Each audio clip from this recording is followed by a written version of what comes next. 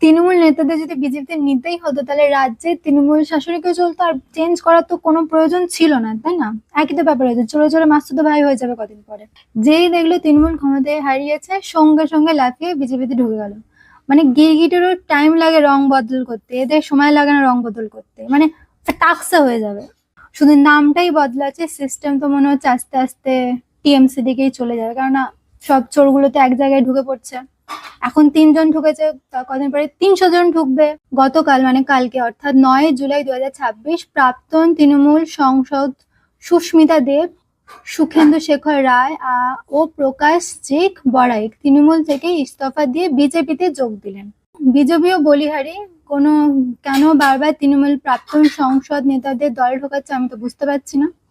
যখন তৃণমূল ক্ষমতায় ছিল তখন তো সব ঠিক ছিল, যেই তৃণমূল ক্ষমতা থেকে হারিয়ে গেছে সঙ্গে সঙ্গে তৃণমূল খারাপ, তৃণমূল হ্যান, তৃণমূল ত্যান, তাদের এতদিনে ওদের মুখ দিয়ে কথা বেরোচ্ছিল না যে তৃণমূল খারাপ। কিন্তু যেই ক্ষমতা হারিয়ে গেছে সঙ্গে সঙ্গে তৃণমূল হয়ে গেছে খারাপ, তাই ইস্তফা দিয়ে কোথায় ঢুকতে হবে? বিজেপিতে ঢুকতে হবে।